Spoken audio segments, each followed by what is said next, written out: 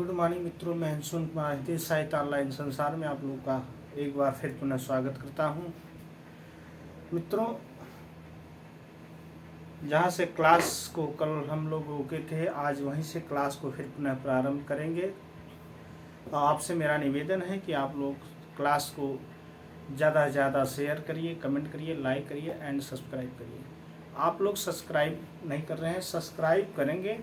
रोज़ एक नया वीडियो आप लोगों के सामने हम लेकर उपस्थित होंगे।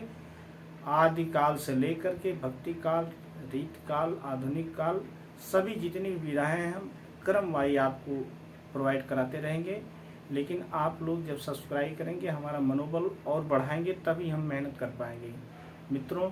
इसलिए आपसे मेरा निवेदन है कि आप लोग ज़्यादा से ज़्यादा क्लास को लाइक करिए, शेयर करिए और कमेंट में बजाय बताइए ज़रूर। कुछ भी कमियां हैं उसको सुधार करने का प्रयास करेंगे। और आप लोग जितना ज़्यादा से ज़्यादा सब्सक्राइब करेंगे, हम उससे अच्छा उतना ही बेहतर कर पाएंगे। तो आइए देर नहीं करते हुए अपनी क्लास की तरफ हम बढ़ते हैं। तो कल हम लोग सिद्ध साहित्य के वर्गीकरण में पढ़े थे, आदिकालीन साहित्य के वर्गीकरण में हम पढ़े थे, सिद्ध साहित्य को पढ़े थे।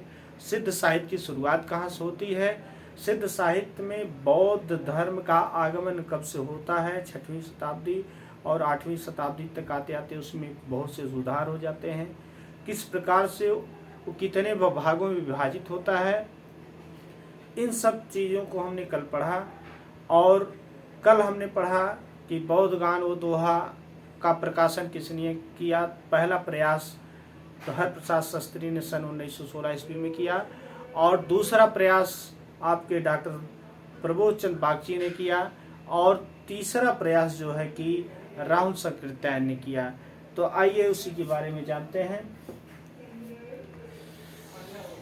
तो तीसरा प्रयास राहुल संकृत्यायन ने किया। इन्होंने सन 1945 ईस्वी भोट तिब्बत के संग्रहालय में 31 दस्तावेज के आधार पर सिद्धों की संख्या कितनी बताई, 84 बताई।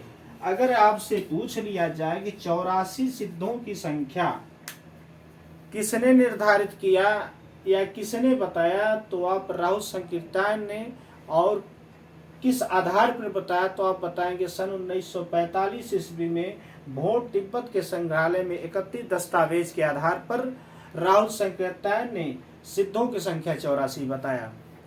आइए इसके आगे देखते हैं।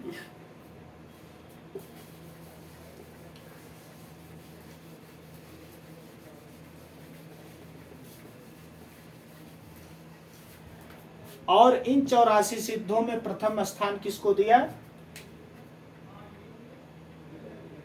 इन 84 सिद्धों में, इन 84 सिद्धों में प्रथम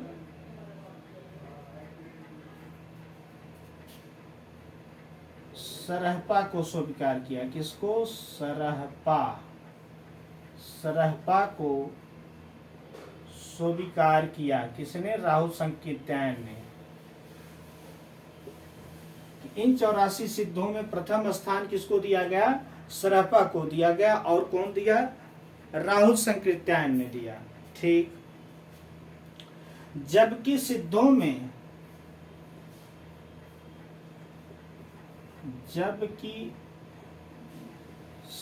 में सबसे पहला स्थान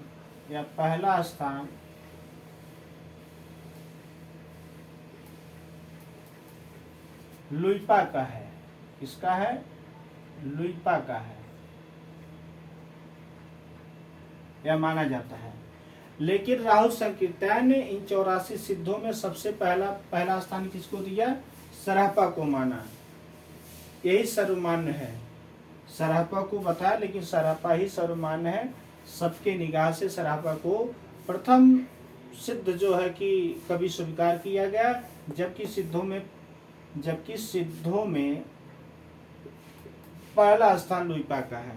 ठीक, यह माना गया है, लुइपा को माना गया है, लुइपा को माना गया है। लेकिन राहुल संकीर्तन के आधार पर अगर पूछ लिया जाए, राहुल संकीर्तन ने किससे स्वीकार किया था, तो सरहपा को स्वीकार किया था। जबकि सिद्धों में पहला स्थान लुइपा को, जबकि सिद्धों में पहला स्थान लुइपा का माना गया है। ठीक, आगे देखते हैं। संपूर्ण सिद्ध साहित्य को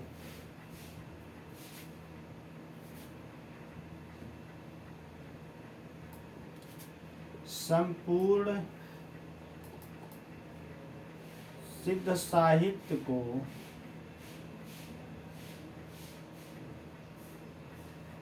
सिद्ध साहित्य को प्रकाश में लाने का कार्य, प्रकाश में लाने का कार्य प्राच्यविद वेंडल ने किया। प्राच्यविद वेंडल ने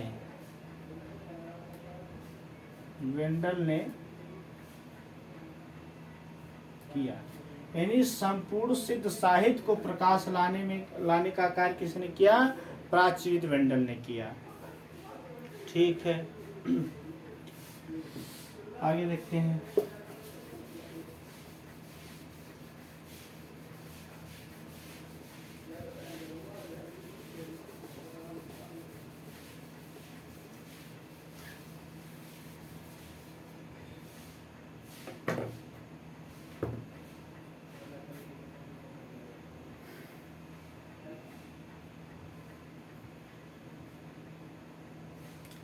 सिद्धों को साहित्यिक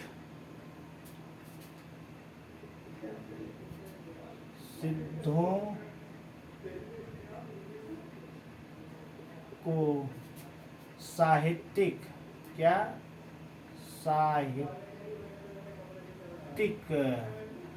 साहित्यिक रूप देने का कार्य, यानी साहित्यिक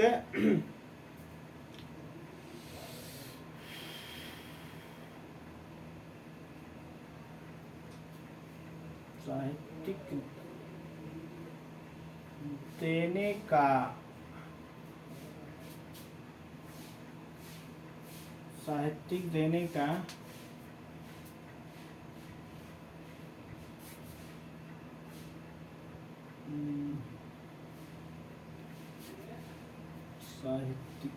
अच्छा, ठीक है।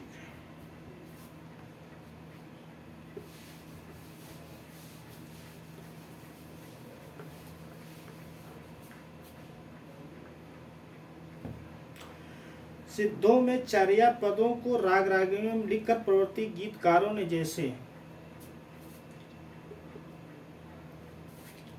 सिद्धों में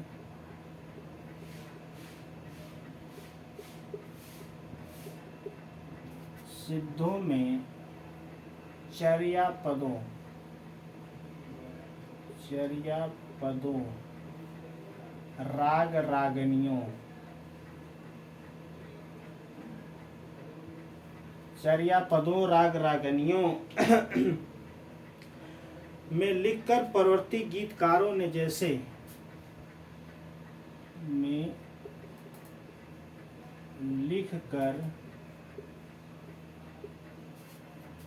परवर्ती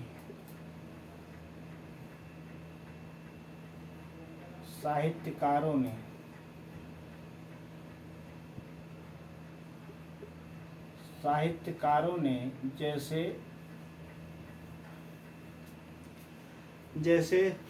जयदेव, विद्यापति, सूरदास आदि के मार्ग को प्रशस्त किया। साहित्यकारों ने जैसे जयदेव, विद्यापति,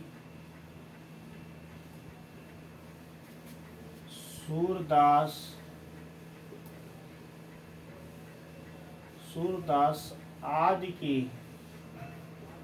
मार्ग को प्रशस्त किया।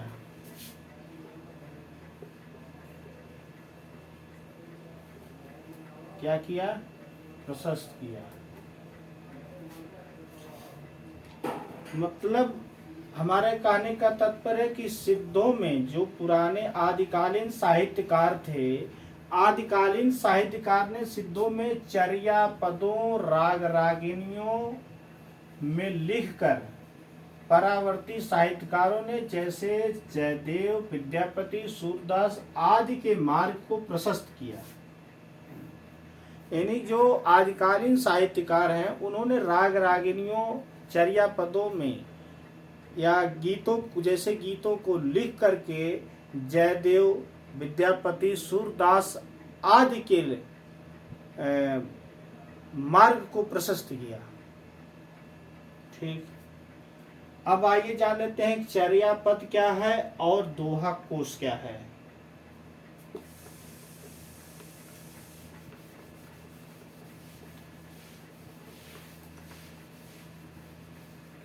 इधर लिख लेते हैं चर्या पद, चर्या पद, अधिक लिख लेते हैं दोहा कोश।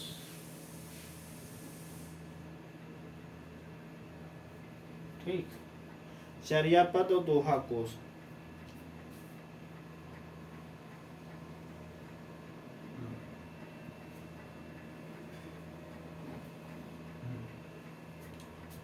चर्या पद क्या है? यह राग रागनियों में वर्णित है। क्या है? यह राग रागनियों में वर्णित है। किसमें वर्णित है? यह राग रागनियों में वर्णित है। यह किसमें वर्णित है? चर्या पद राग रागनियों में वर्णित है और यह अज्ञेय काव्य वर्णित है। यह अज्ञेय काव्य में वर्णित है। यह कैसा है? यह अज्ञेय काव्य में वर्णित है। ठीक है। सिद्धों ने अपने दर्शन को प्रशस्त किया, प्रकट किया। सिद्धों ने अपने दर्शन को प्रशस्त प्रकट किया। दर्शन को प्रकट किया। किसने? सिद्धों ने अपने दर्शन को क्या किया? प्रकट किया। और दोहा कोश में क्या है? इसमें ज्ञान व भक्ति का उपदेश दिया गया। इसमें ज्ञान व भक्ति का उपदेश दिया गया। क्या दिया गया? उपदेश दिया गया। इसमें ज्ञान व भक्ति का उपदेश दिया गया। सिद्धों ने अपने दर्शन को प्रकट किया। इसमें रहस्य भावना का समावेश है। किसमें? चर्या पद में। इसमें क्या है?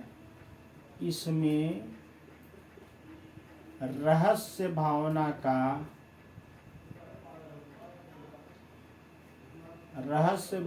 का समावेश है। समावेश है। इसमें क्या है? दोहा कोश में इसमें उपदेशों को अति महत्व बताया गया, या अति महत्व है। इसमें उपदेशों का अति महत्व बताया गया। अति महत्व बताया गया। इसमें उपदेशों का अति महत्व बताया गया। इसमें रहस्य भावना का समावेश है। और दर्शन के क्षेत्र में सिद्धों ने पथ प्रशस्त किया। दर्शन के क्षेत्र में सिद्धों ने मार्ग को प्रशस्त किया।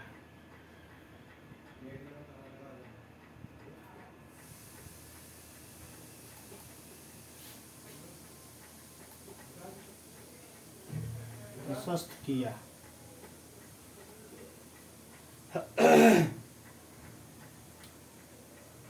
दर्शन के क्षेत्र में सिद्धों ने मार्ग को प्रशस्त किया और इसमें उपदेशों का अति महत्व बताया गया। ठीक है, आगे देखते हैं।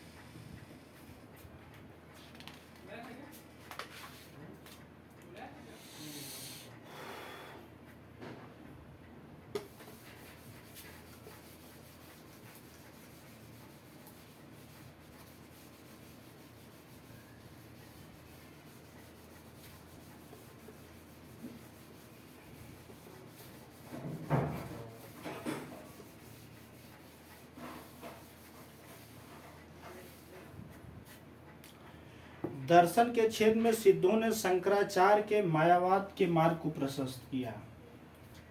क्या किया? दर्शन के क्षेत्र में सिद्धों ने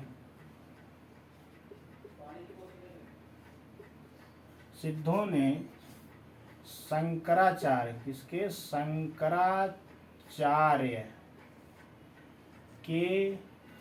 शंकराचार्य की मायावाद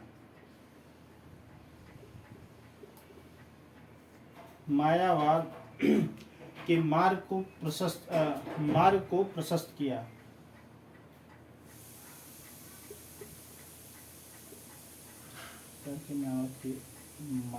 को प्रशस्त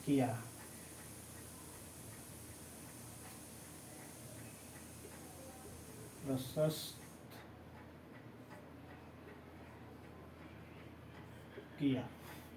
यानी दर्शन के क्षेत्र में सिद्धों ने शंकराचार्य के मायावाद के मार्ग को प्रशस्त किया। अब कुछ देख लेते हैं सिद्धों के कवि और उनकी रचनाओं के बारे में जान लेते हैं। तो आइए देखते हैं। पहले कवि कौन है सिद्धों में? पहला कवि किसको स्वीकार किया? सरहपा को स्वीकार किया गया। किसने स्वीकार किया? राहुल संकीर्तन के आधार पर स्वीकार किया गया। ठीक, तो आइए उसी सरहपा के बारे में हम जानते हैं और चर्चा करते हैं। सरहपा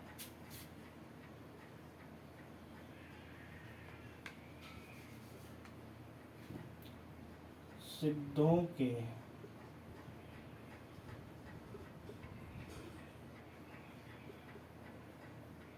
कवि व उनकी रचनाएं। सिद्धों के कवि और उनकी रचनाएं। तो सिद्धों में प्रथम कौन थे? सरहपा।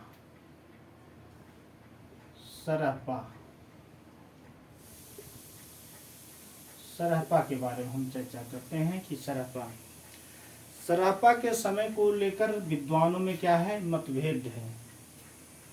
कोई कुछ मानता है तो कोई कुछ मानता है। इनकी समय सीमा कुछ निर्धारित नहीं हो पाती है और कई मत है, विद्वानों के कई मत हैं इनके समय में। लिखो तो लिख लीजिए, सरहपा के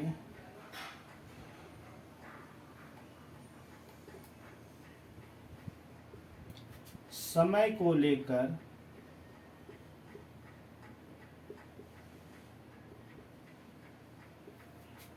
विद्वानों में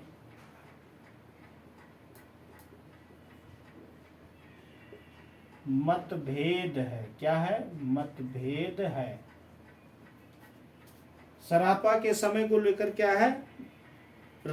मतभेद है। राहुल संकीर्तन ने 669 ईस्वी स्वीकारा है। क्या राहुल संकीर्तन ने कितना स्वीकारा है? राहुल सांकीर्त्यायन ने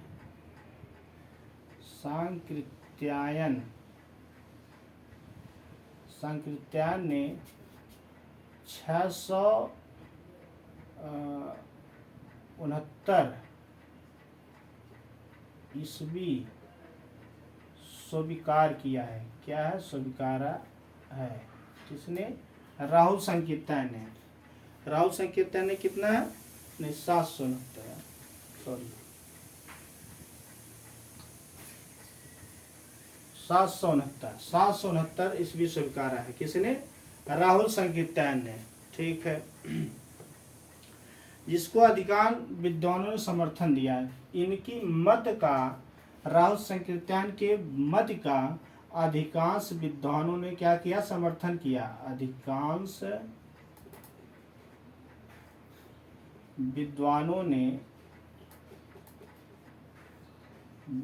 ने समर्थन किया। क्या किया?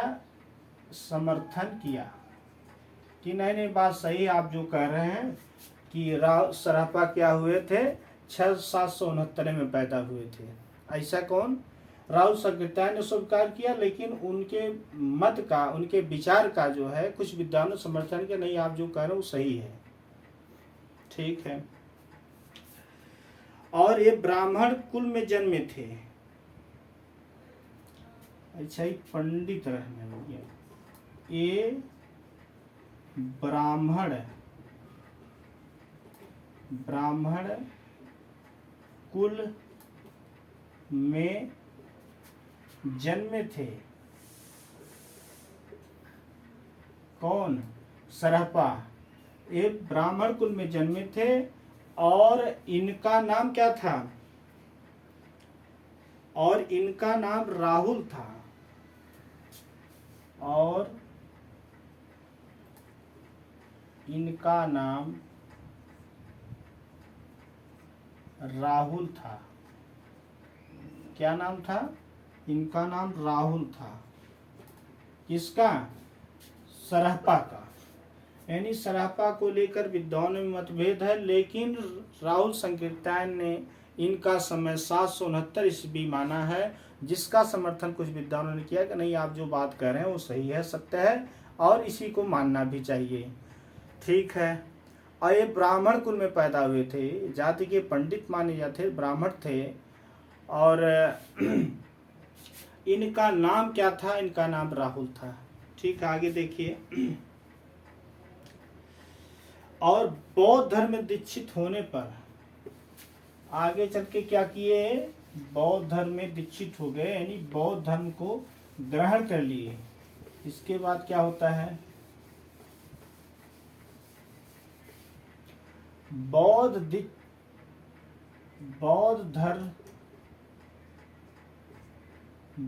धर्म में दीक्षित होने के कारण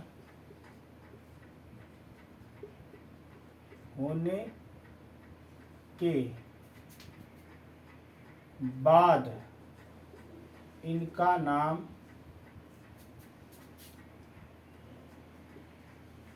राहुल भद्र हो गया। क्या हो गया? राहुल भद्र हो गया। जब इन्होंने बौद्ध धर्म को ग्रहण कर लिया, जब इन्होंने बौद्ध धर्म को यानी बौद्ध धर्म में दीक्षित हो गए, तो उन्होंने अपना नाम क्या राहुल भद्र दिया, या राहुल भद्र के नाम से कहलाए या जानने लगे लोग। इनको क्या जानने लगे? राहुल भद्र के नाम से जानने लगे। यानी कि राहुल संकीर्तन ने सरहपा का जन्म 769 ईस्वी स्वीकार किया। और जब ये जाति के ब्राह्मण थे और जब इन्होंने बौद्ध धर्म को अपनाया, बौद्ध धर्म में दीक्षित हुए, तो ये राहुल से क्या हो गए? राहुल भद्र हो गए। ठीक, जबकि वज्रयान शाखा में सम्मिलित हुए तो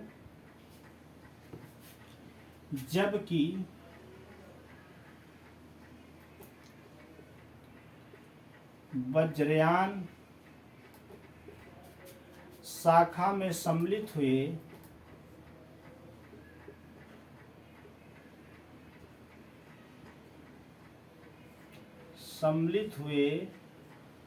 तो जबकि वज्रयान शाखा में सम्मिलित हुए तो ये अपना नाम क्या रख लिए? ये अपना नाम सरोज भद्र रख लिए। तो इन्होंने अपना नाम सरोज वज्र, क्या सरोज वज्र रख लिया या रखा।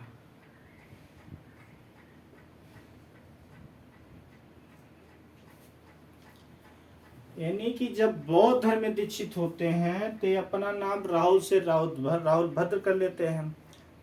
इसके बाद जब ये वज्रयान शाखा में सम्मिलित होते हैं तब ये अपना नाम राहुल से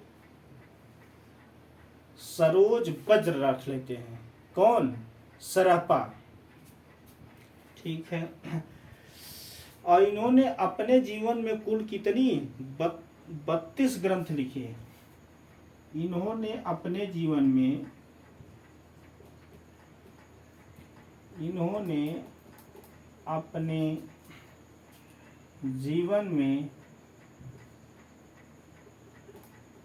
कुल 32 ग्रंथ लिखे। किसने? सरहपा ने या सरोज वज्र ने या राहुल भद्र ने। ठीक। और दोहा कोश इनका प्रसिद्ध ग्रंथ है। कौन सा? दोहा कोश।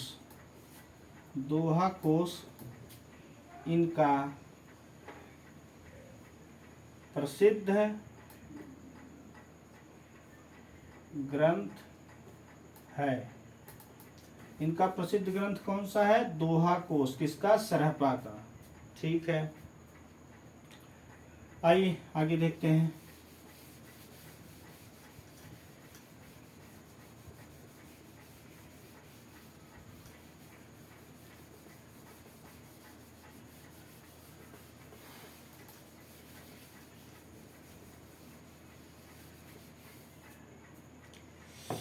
दोहा कोश पर टीका लिखा गया।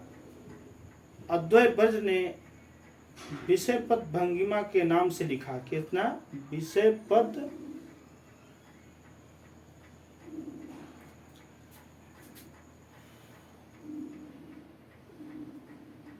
हाँ आगे लिखिए। दोहा कोश पर लिखा गया टीका। एक टीका लिखा गया किस पर? दोहा कोश पर। दोहा कोश पर लिखा गया टीका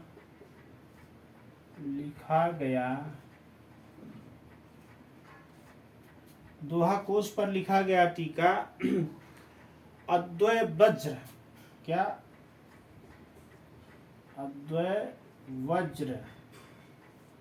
अद्वैत वज्र यानी कि दोहा कोश पर लिखा गया टीका क्या था? अद्वैत वज्र ने विषय पद वंशिका। विषय अद्वैत वज्र भंजिका नाम से लिखा। अद्वैत वज्र ने दोहा कोश पर टीका लिखा। तो दोहा कोश पर लिखा गया टीका अद्वैत वज्र ने भंजिका नाम से। किसने? भंजिका नाम से। अद्वैत वज्र भंजिका नाम से लिखा। किसने लिखा? अद्वैत वज्र ने। विषय पद।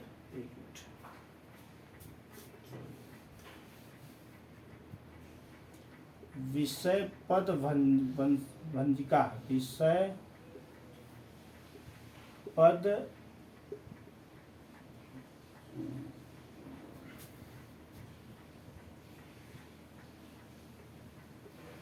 भंजिका नाम से लिखा। दोहा कोश पर एक टीका लिखी गई। टीका किसने लिखा? अद्वैत वज्र ने लिखा। और किस नाम से? विषय पद भंजिका नाम से इन्होंने टीका लिखा। किस पर? दोहा कोश पर। ठीक है। और राहुल संकीर्तन ने प्रथम सिद्ध इसको माना है तो सभी लोग जानते हैं, लेकिन लिख लीजिए। राहुल संकीर्तन ने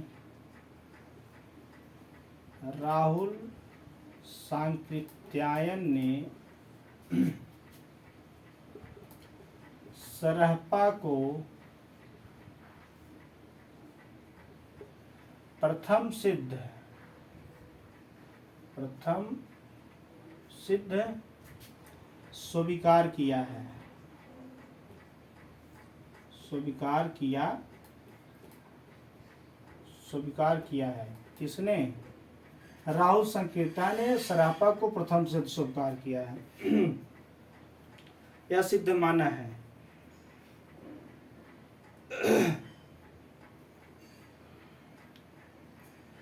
और इनसे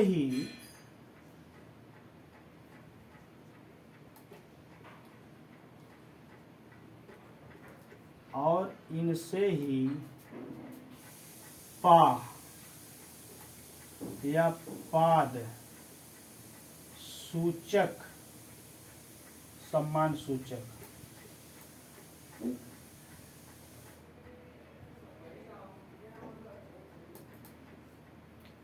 सम्मान सूचक शब्दों की शुरुआत हुई, शब्दों की शुरुआत हुई।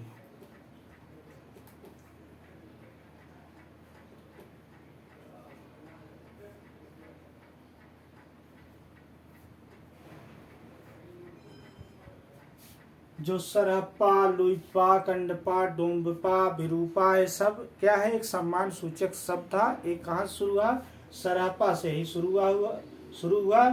ऐसा किसने माना है? राहुल संकीर्ता ने माना है कि ये, और इनसे ही पा या पाद सम्मान सूचक शब्दों की शुरुआत हुई है। ठीक है, या इनसे ही ये उपाद, एक पा पाद क्या है? एक सम्मान सूचक उपाद है। एक पाद क्या है? एक सम्मान सूचक उपाद की शुरुआत किससे हुई? ये राहुल संकीर्ता ने सरहप्पा से माना है। यहाँ शब्द या के बजाय उपाद लीजिए, सब सूचक उपाद अच्छा रहेगा। उपाद की शुरुआत हुई। ठीक, इनको एक सरह मतलब अर्थात बाण बनाने वाली लड़की से प्रेम हो गया था। ये सरहप्पा को लिख लीजिए आगे।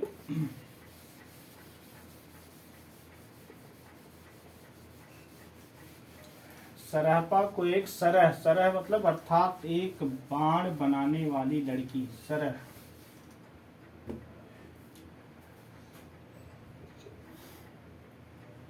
सरहप्पा को एक सरह में बाण बनाने वाली लड़की, यानी कि एक सरह मतलब बाण बनाने वाली लड़की से क्या हो गया था?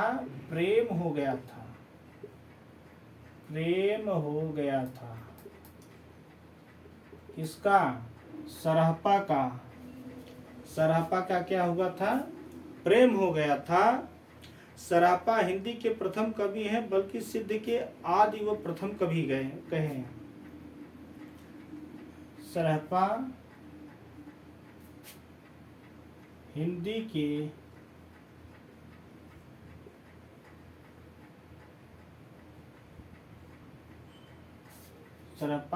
के आदि व प्रथम कवि कहे गए हैं।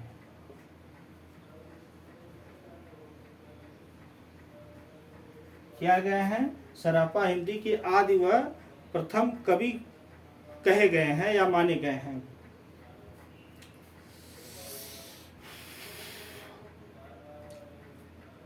और क्या हुआ? अच्छा, सरहप्पा को एक सरह नाम की लड़की से प्रेम हो गया, जो बाण बनाने वाली लड़की थी, उससे इनका प्रेम हो गया, तो इसलिए इन्होंने अपना नाम क्या है? सरह। इसे आप लोगों ने किसी प्रेमिका के नाम पर अपन नाम के आगे अपना नाम जोड़ लेते हैं, अपने नाम के आगे प्रेमिका का नाम जोड़ लेते हैं। उसी प्रकार से ये भी थी। सरहप्पा ने सरह मतलब एक बाण बनाने वाली लड़की से इनका क्या हो गया था? प्रेम हो गया था। और सरहपा हिंदी के आदि व प्रथम कवि कहे गए हैं। ये ब्राह्मण धर्म को त्याग करके बौद्ध धर्म को अपना लिया। इन्होंने ब्राह्मण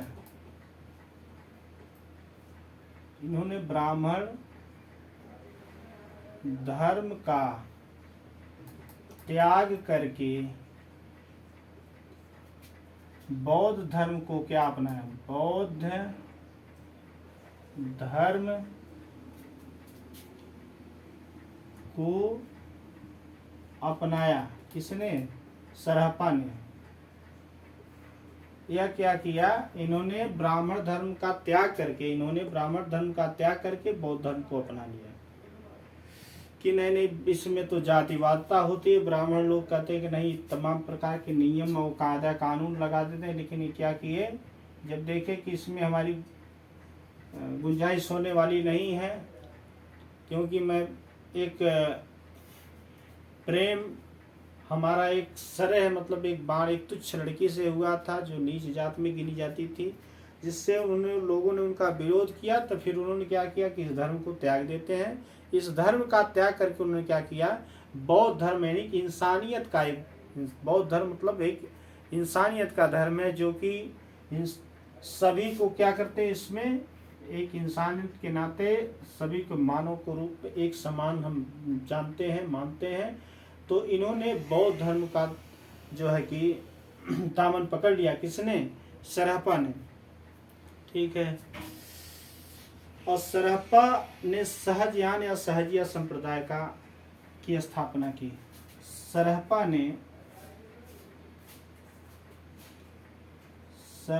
ने सहजिया नामक क्या? सहजिया संप्रदाय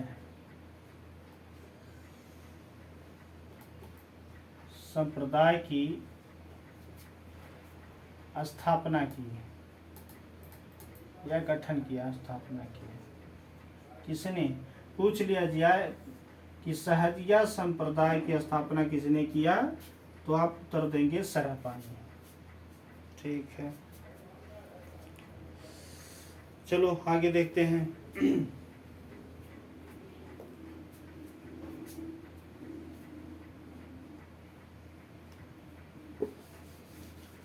अच्छा,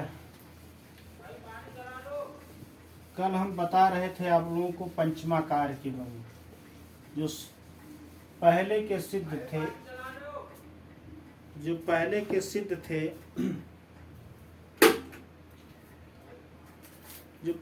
सिद्ध थे वो पंचमाकार मतलब मांस, मदिरा, मद्य, मैथुन और मुद्रा का, ये 5 चीजों का सेवन करके जो पंचमाकार को प्राप्त कर लेता था वही सिद्ध पुरुष कहलाता था।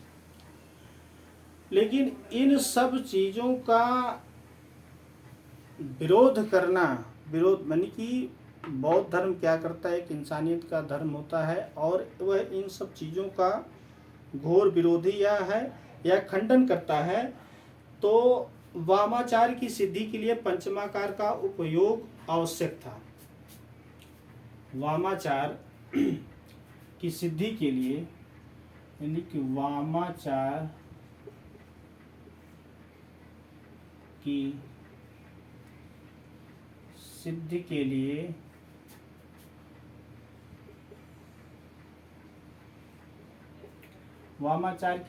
लिए पंचमाकार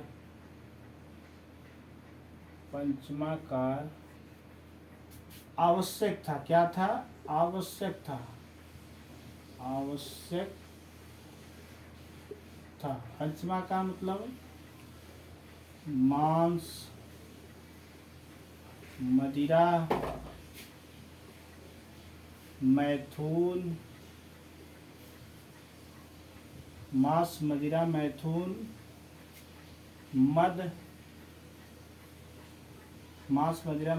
मद और मुद्रा।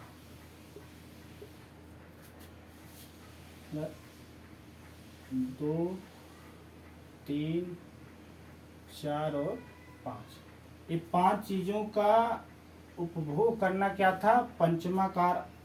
इसी को भोग करना क्या, पंचमाकार कहलाता था। और सिद्ध पुरुष होने के लिए पंचमाकार यानी वामाचार के लिए पंचमाकार का होना अति आवश्यक था।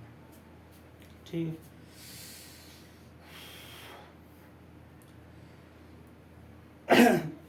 और इसमें संलग्न होने वाली स्त्री को सिद्धों ने महामुद्रा का, अच्छा महामुद्रा जान लीजिए। अच्छा मत तो जानते, मैथुन जान मदरा, लेकिन मुद्रा किसको कहा जाता था मुद्रा।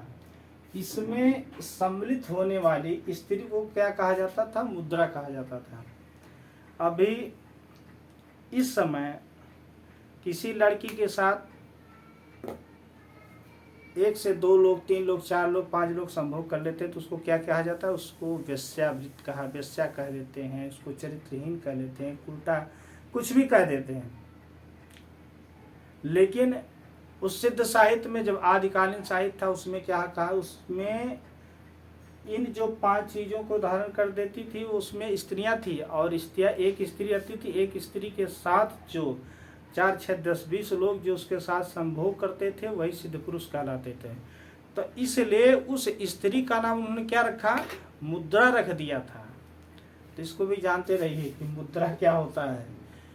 उस सिद्ध साहित्य में जो स्त्रियां थी जिसके साथ सब सिद्धों, मतलब सभी सिद्ध पुरुष मिल करके संभोग करते थे, भोग विलास करते थे, उस स्त्री को उस स्त्री का उन्होंने क्या उपाधि दिया, मुद्रा की उपाधि दिया। तो लिख दिए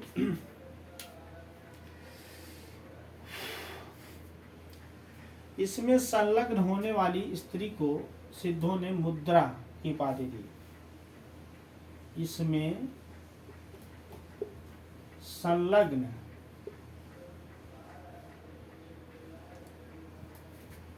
संलग्न होने वाली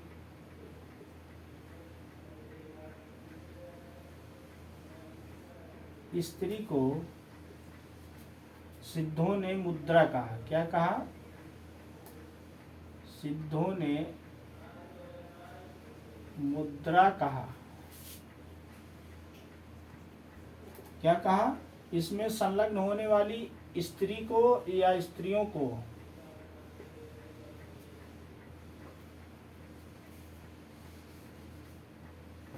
होने वाली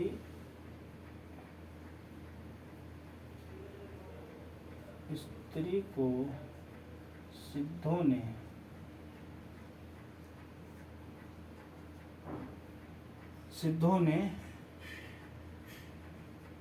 मुद्रा, इसमें संलग्न वाली स्त्री को क्या कहा, मुद्रा कहा। किसने, सिद्धों ने।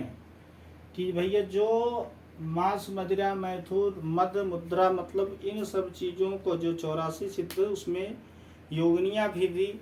और वही योगिनियों के साथ संभोग करके, भोग विलास करके, यानी मांस, मदिरा आदि का सेवन करके तब जा करके पंचमाकार को धारण करता था जो पुरुष, वही पंचमाकार कहलाता था। वही वामाचार को धारण करके फिर उसको सिद्ध पुरुष कहा जाता था।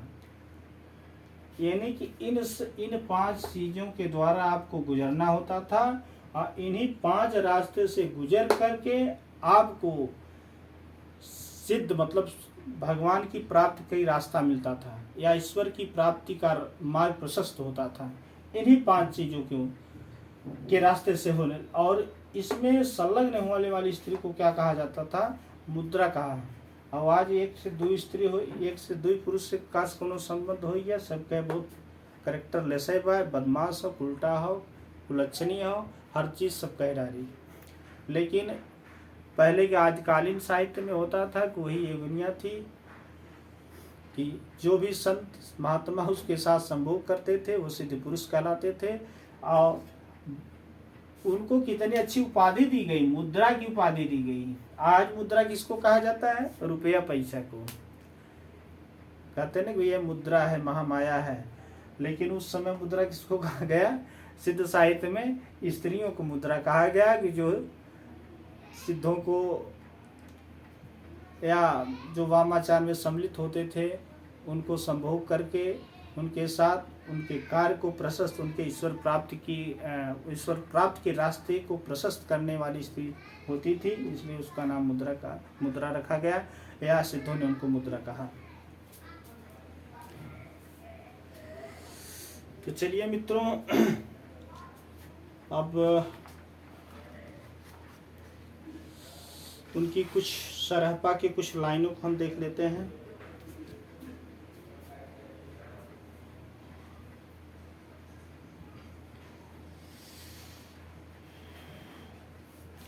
एक उनकी बहुत चर्चित पंक्ति है, उसको हम देख लेते हैं।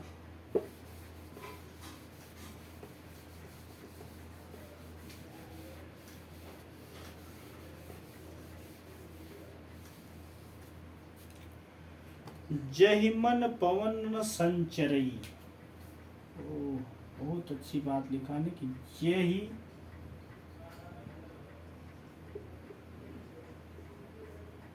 मन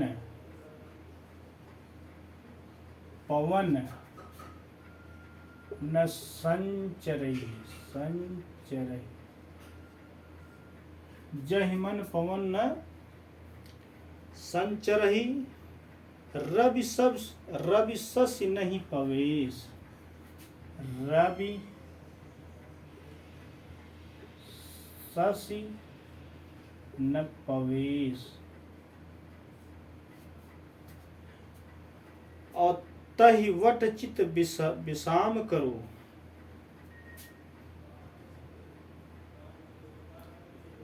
तहि वट चित विश्राम करो। तहि वट चित विश्राम करूं, सरहे कहे पवेश। सरहे कहे पवेश।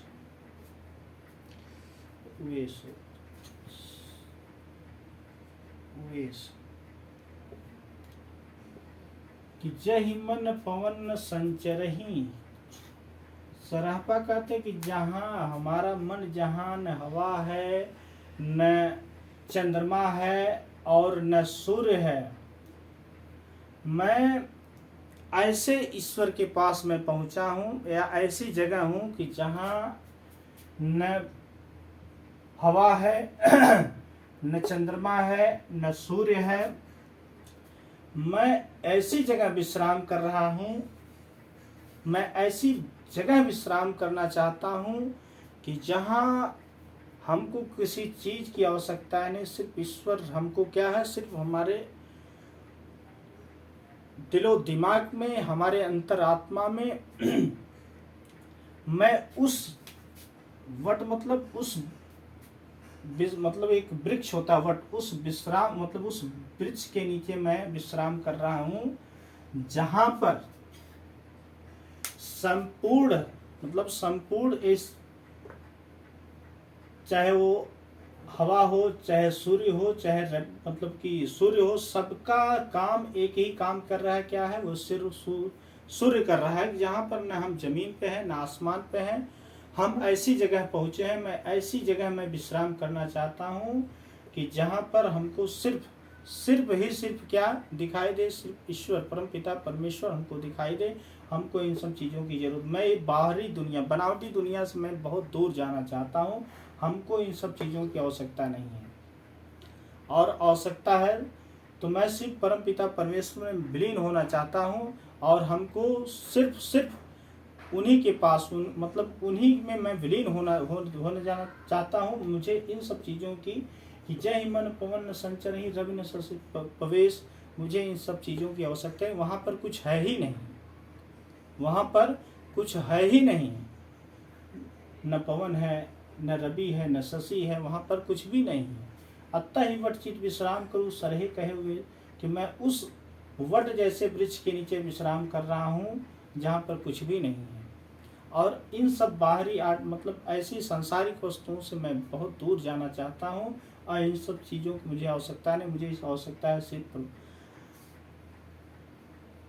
आवश्यकता है तो मुझे सिर्फ सत्य की आवश्यकता है, उस ईश्वर की आवश्यकता है। मित्रों, आज बस इतना ही। जय हिंद, जय हिंदी। मिलते हैं अगले क्लास में।